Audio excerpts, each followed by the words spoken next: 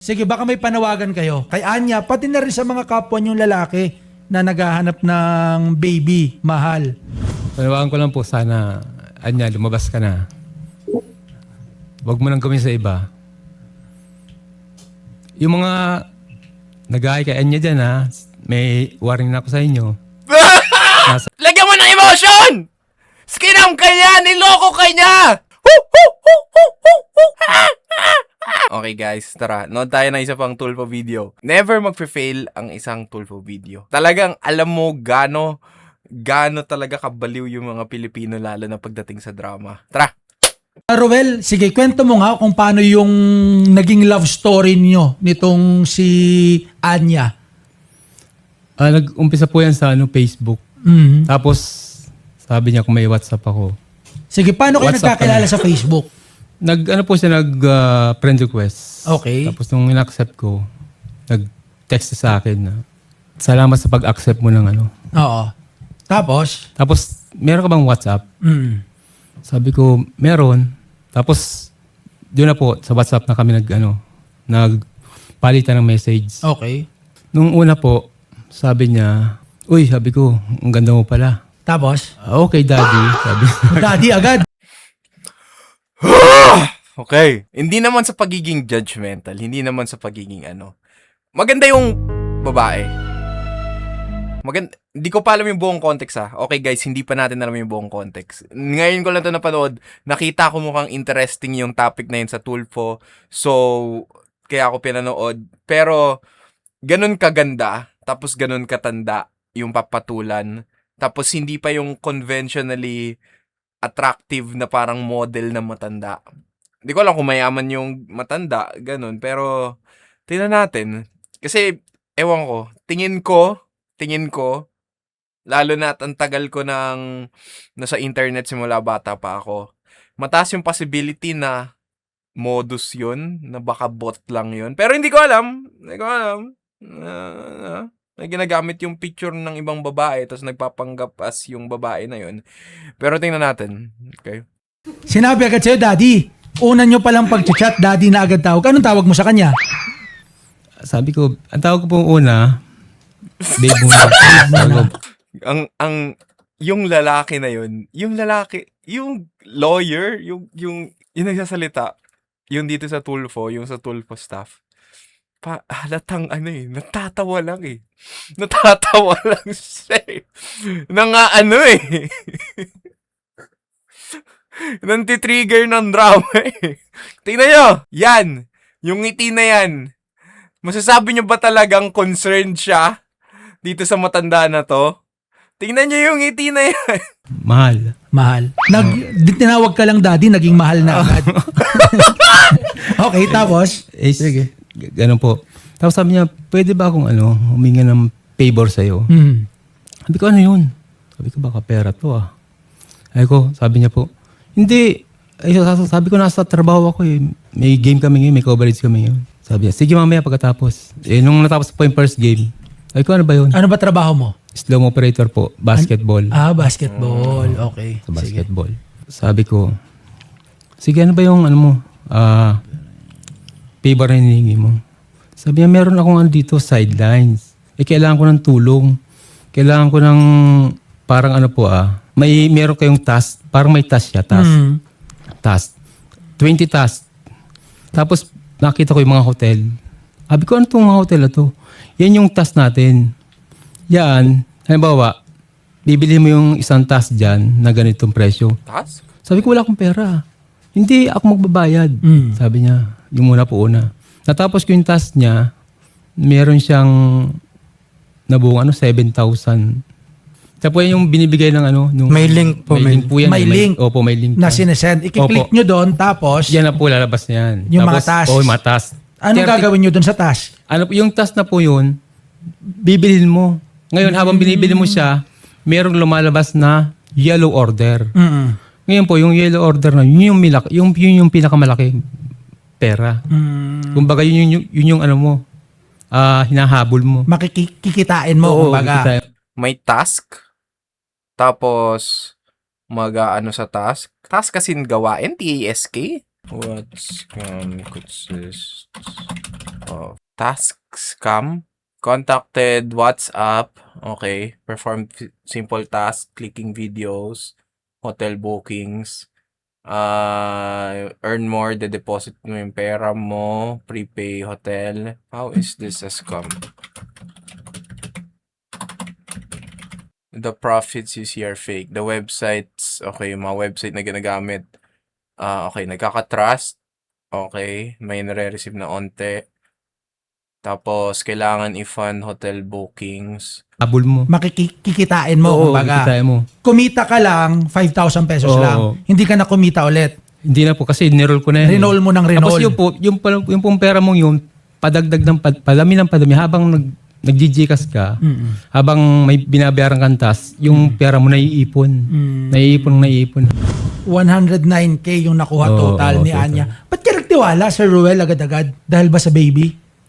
O dahil sa Daddy. mahal? Hindi po kasi tinutulungan niya ako para makuha namin Eto, tandaan nyo, hindi naman sa pagiging hindi mapagkatiwala, Punch, sa mga lalaki dyan. Hindi naman sa lahat ng magandang babae, huwag nyo pagkakatiwalaan. Hindi ganun. Pero, if alam mo sa sarili mo na hindi ka naman genuinely or conventionally attractive. Ako, aminin ko sarili ko, ay, hindi naman ako ashamed na aminin, hindi naman ako yung tipong mo consider nila na model na conventionally attractive na makikita mo sa TV. Gets ko naman yun, hindi naman ako bitter doon.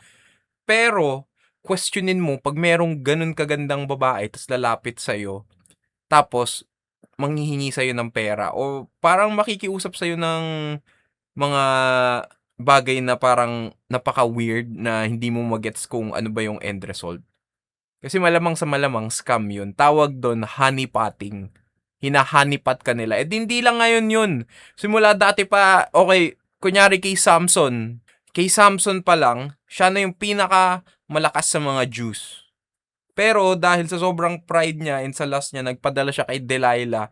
Tapos, ano nangyari? Yung strength niya na nanggaling sa buhok niya, kinut off, tas yung connection niya kay God, yung strength na nanggagaling kay God, nawala na. Bakit? Kasi nagpa-honeypot siya, nagpaloko siya sa babae na alam niyang maganda eh. Yung importante is, parang if merong babae na alam mong maganda, tapos, yung parang merong something fishy na parang alam mo hindi ka typically pinapatulan ng mga ganung babae, pero bakit ngayon kinakausap mo ko ng ganito? Merong something behind that. Tandaan nyo yun. Palagi. Hindi palagi, pero most of the time. Excuse me. May sinabi sa Bible regarding sa mga ganyang tipo ng babae. Hindi ko sinasabing lahat ng babae Hindi to lahat. Meron lang mga certain kinds ng babae na alam nila na maganda sila and tinitake advantage nila yung kagandahan nila for their own gain. Which is, hindi naman talaga ganun. Kung maganda yung babae, okay, maganda ka. Yun na yun. Part na yun ng gift sa'yo ng Panginoon. Yun na yun. Well, hindi ka mas angat sa ibang tao, hindi ka mas less sa ibang tao. Sadyang, isa lang yun sa aspect, isa lang yun sa karakteristik na binigay sa'yo. And pwede mong magamit sa maganda para maengganyo mo yung mga tao na gumawa ng mabuti. For the lips of the adulterous woman drip honey, and their speech is smoother than oil, but in the end she is bitter as gall and sharp as a double-edged sword. Ayun, matamis sila sa unang tingin. Matamis sila pag nakita mo. Parang meron sa brain mo yung hypothalamus mo na parang, gusto ko may pag-reproduce sa kanya. Oo, may ganun. Pero, tandaan nyo, double-edged sword yan. Sa isang side, oo, maganda siya, maano siya, talagang pag nakikita mo siya, like, parang gandang-ganda ka, yung mga kaibigan mo siguro may inggit. Pero, syempre, sa opposite side ng sword, pwedeng meron siyang binabalak na iba, plano kanyang itaksil mamaya-maya. Tapos, ayun. So, guys, tandaan nyo lang, huwag kayong magpadala agad dahil lang sa attractive yung babae. Tandaan nyo yung halo effect. Huwag kayong magpadala sa halo effect. Hindi ibig sabihin na pogi o gwapo yung isang tao, automatic mabait na sila. I-discern nyo yung attitude niya base sa kung paano kanila itrato. Hindi sa itsura nila, hindi sa mukha nila, Hindi sa kung nalilibugan kayo sa kanila, yung mga ganon. Okay? Di ba? Meron po. Para makuha namin yung Pero pera. Sir Ruel, wala ka namang asawa, di ba? Meron po. Meron Ayun kang lang. asawa, yun lang. Yun lang! Alam Pero na hindi naman alam- to ng misis mo. Hindi ba alam? Ngayon, alam na po. Ngayon alam na. Kaya yari na ako Yari ka. Sir Melchor, paano naman nangyari sa'yo? Ganun po, nagkakilala po kami sa Instagram. Instagram naman to. Ay, ako sa may asawa na pala siya. Pag may asawa na kayo, kung meron kayo nakitang babae sa FB or sa kahit anong social media, i-X nyo na agad. I-X nyo na. X. I-X nyo na yung wag na kayong mag-follow ng babae unless nakakilala nyo talaga. Kung kakilala nyo talaga, okay lang yun. Ka-work nyo, nakaibigan nyo sa church, nakaibigan nyo sa kung saan basta kilala nyo talaga, okay, go. Pero pag hindi nyo kilala, wag nyo nang i-follow, wag nyo nang i-add, wag nyo nang try makipagkay. Meron na kayong babae eh. Nandyan na yung tao na gagawin kung ano gusto nyo. Siguro pag nakiusap kayo na maayos sa asawa nyo, gagawin nila kung ano gusto nyo. Hindi nyo na kailangan. Chat po kami ron. So, sino unang nag-follow? Ikaw or siya? Pinalo po. Finalo mo. Opo. Finalo mo. Ba't mo siya finalo? Wala lang. Kwento mo. Madami bang followers niya sa Instagram? Wala po lang gano'n. Finalo mo Opo, lang. dumaan lang po sa Okay, sige. Tapos, nung finalo mo, Tapos nagka-chat po kami. sino unang nag-chat? Ikaw o siya? Chinat niya po ako. Chinat ka niya. Opo. Talaga, pag tinignan yung Instagram, Sabi ikaw ko yung- nga eh, siya yung unang kayo nag-chat. agad maniwala kung Okay, ganun. sige. Tapos, Tapos yun, nagka-chat kami. Tapos hiningi yung WhatsApp number ko. Doon na po. binigay mo naman yung Opo. WhatsApp mo. And then after that, Tapos yun po, inalok na may business daw po siya. Ganun. Investment. tinawag ka din bang daddy? Babe naman po. Babe. Tawag sa'yo. Sino na unang tumawag? Siya or ikaw? Ng babe? Paano ba to? Linigawan mo? Or linandi ka? Ang pilosopo talaga nitong si guy sa tulpo. ng yung pipilosopo nang kukupal eh. Parang nilandi lang po. Nilandi ka. Tapos hindi naman, nag-video call ba kayo para makita na siya talaga yon? Meron po, meron video. May video call. Opo. Kinakausap ka talaga. Opo. Sinasabi yung pangalan mo na Babe Melchor. Ganito. Opo, meron ganun. Meron talaga. Tapos saka bumuti yung loob mo. Opo. Nung una po, naka-withdraw naman po. Pero nung... Naka-withdraw ka. Opo. Magkano? Sa 5,000 lang po. 5,000 Opo. din. Yung withdrawal, GCash. Opo. Joleo, good afternoon. Sir, paano mo nakilala tong si Anya? Ganun din ba? Babe ka din ba? O daddy? Opo, sir. Babe, sir. Babe ka. Ikaw si Babe. Si Babe number 1, Babe number 2. Paano ka din naman na-scam nitong Anya na to? Yung order, sir. Hindi, paano kayo katulad nagkakilala? Kagawad. Sa thread, sir. Sa thread ka Yan, naman. So, Facebook, Instagram, ikaw, Joleo, sa thread. Ang daming babaeng nag-aaya doon ng parang tara looking looking for kasama sa bahay, kasama sa Hindi ako nagloloko. Kayo ngayon yung mga bagong wala pang threads, tapos hindi masyado ginagamit yung threads. Sige, i-ano nyo yung algorithm nyo, kahit wala kayong fina-follow ng mga ganung babae, lalabas talaga sila. Di ako nagloloko. I-check nyo yan. Di ako nagloloko. Tapos hindi mo pa alam kung totoo ba talaga sila, kung sila ba talaga yun. Kasi nagpo-post nga sila ng picture, tapos nung tingnan ko yung mga reply talaga, may mga lalaki talagang ganadong-ganado. San ka po? Hi po ate. Bakit? Bakit kayo mag-reply sa public platform? Hindi ba kayo natatakot na yung totoo nyong account, tapos makikita kayo na nagko-comment doon? Hindi ba nakakahiya? Honestly, kung sinong viewer nanonood, hindi kita i-judge, okay? Gusto ko lang malaman, bakit nyo ba ginagawa yun talaga? Wholeheartedly, na-curious talaga ako. Bakit kayo nagko-comment sa ilalim ng post ng babae, tapos tinatanong nyo sa kanila na, hi po ate, na parang, yung mga ganun, yung mga, hi po, pwede po ba ako? Yung mga ganun. Like, gumagana ba talaga yun? Sorry, ako kasi personally, buong buhay ko, torpe ako. So parang wala akong confidence na gawin yun. Pero curious, hindi ko kayo i-judge. Kahit gumamit kayo ng spam account or ano. Gusto ko lang talaga malaman yung reasoning. Talaga bang gumagana ba talaga yun? Hindi ko kasi talaga magets like, na bakit ginagawa yun ng mga tao eh. Comment down below and subscribe pag gusto nyo tong content na to. Tapos, sige, balik tayo sa video. Oo. Paano? Sige, Sa- kwento mo nga kung paano kayo nagkakilala. Yung sa thread, sir, sa thread, dumaan yung pangalan ni Anya. Nagsabi ako ng hi, then nag-reply siya. Then sinabi niya, may business siya. Magpatulong siya sa akin, sa business niya. Yung Uda. Yun, sir. Ganon din. Magkano yung nakuha sa'yo? Mga 75, sir. 75. Oh! Sa'yo, Melchor, Nasa 500, sir. 500,000. Yung 500! nakuha. Saan pinili yung 500,000? Seaman. Seaman ka abroad. Opo. So gano'ng katagal mo yung pinag-ipunan? Mga isang kontrata po siguro. Isang kontrata. Official ka sa barko. Hindi po sa cruise ship po. Sa cruise ship ka. So yung 500,000, isang buong kontrata mo, naibigay mo sa kanya lahat. Opo. Paunti-unti. Paunti. Hindi ka ba nagtaka nung unang 100,000 na baka scam to Nagduda na rin po ako. Tapos po nun. Hindi ko na rin po chat niya nun, pero tumawag po eh. Tumawag. Nakipag-video call po siya. Tapos sa video call, ginanahan ka. Opo. Ano ba yung laman? Tingnan nyo! Anong klaseng tanong yun? Ang kupal eh. Pilosopo eh. Sabi ko, guys, pag pumunta kayo sa Tulfo, siguro matutulungan nila kayo, pero tandaan nyo, nagiging laughing stock talaga.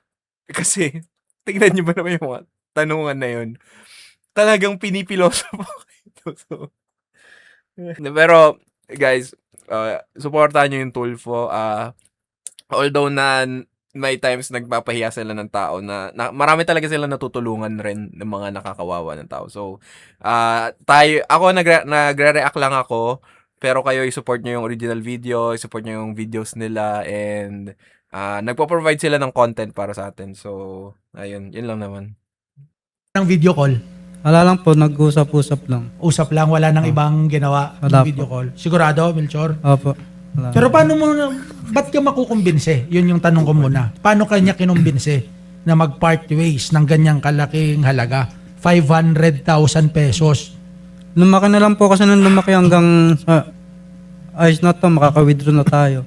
Tapos po nun, meron na namang problema opo, na kailangan bayaran na naman. Tapos itong mga to, na-report nyo na ba? Ngayon pa lang. Ngayon pa lang. Sa pagkakaalam nyo, ilan kayong mga biktima? Meron pa po akong kakilala eh. Nasa Denmark. Tumboy naman. Lesbian Kaso ayaw niya naman. Ayaw niya mag... Nasa thread po. Kausap ko eh. Sa pagkakaalam Ngayon, nyo, nanonood ito yun. si Anya, Nanonood bakit sa sinasabing taga Singapore daw siya?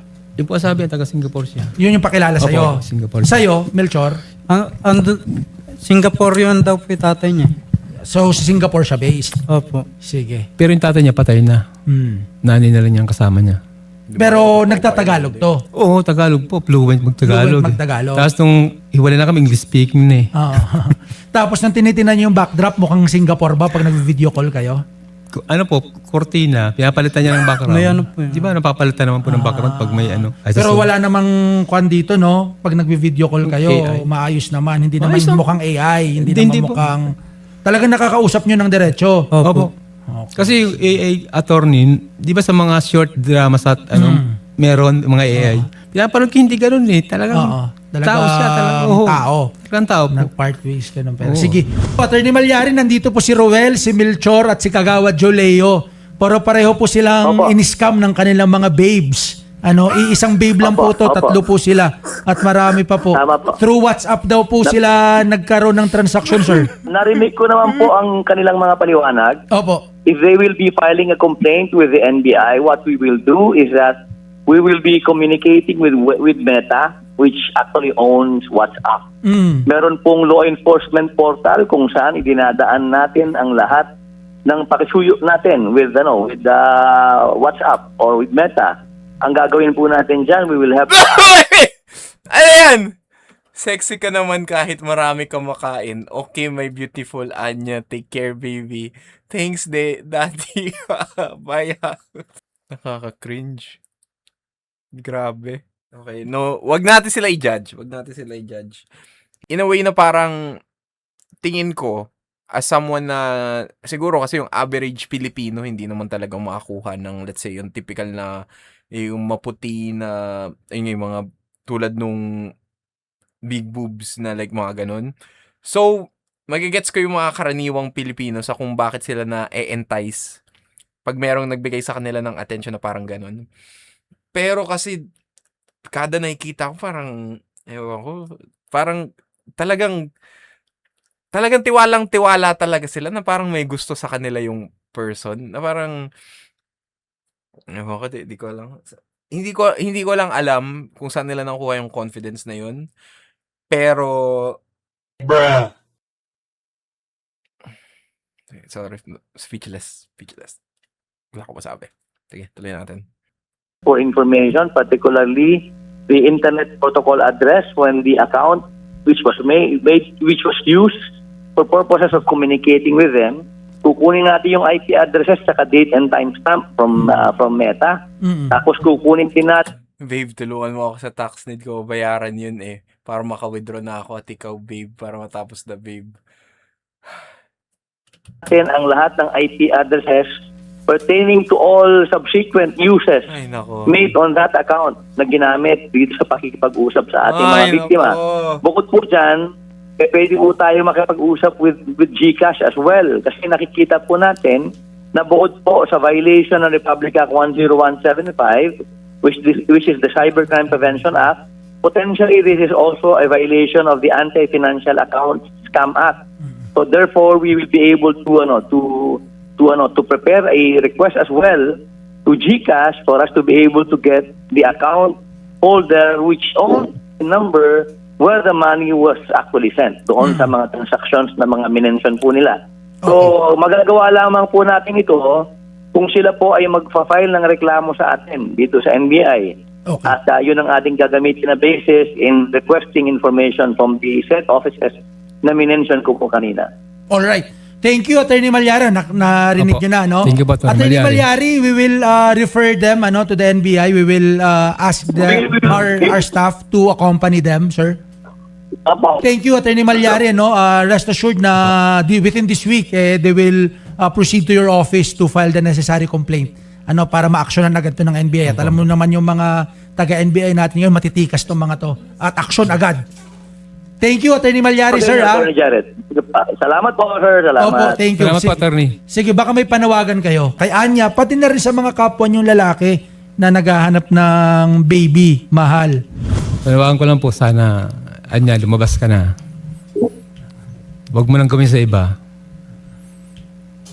Yung mga nag-aay kay Anya dyan ha, may warning na ako sa inyo. Nasa inyo na yan. Tingnan nyo sa inyo. Kuya,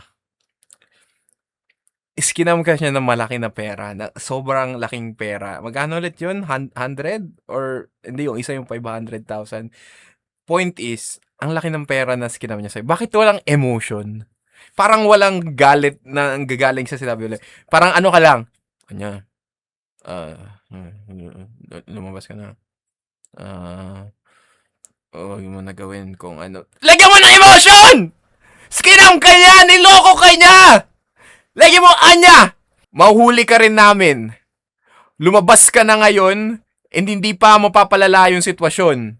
Sisiguraduhin namin na wala nang ibang mabibiktima sa mga action mo, at kung meron man may balak na gayahin ka, hindi na namin papayagan na mangyari ito.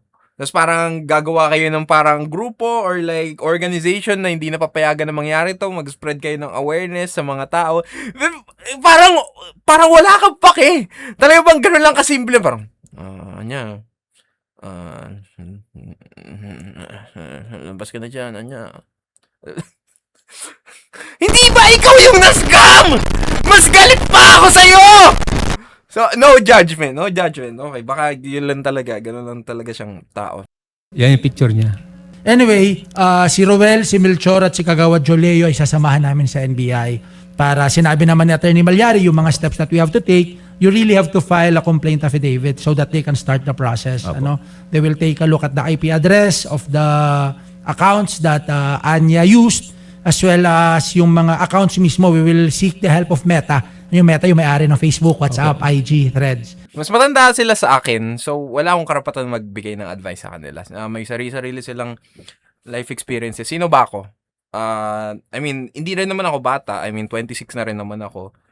Pero, yung masasabi ko lang sa mga lalaking parang feel nila never na sila magkaka-girlfriend, na parang feeling nila na hindi sila sapat para, yung alam niyo, yung parang nabi-victim ng mga ganito. Kasi nanggagaling to like sa lack of appreciation na nakukuha sa mga, parang lack of attention pala, sorry. Nakuha ito sa lack of attention na nakuha nila sa mga conventionally attractive na mga babae. And nagigets ko.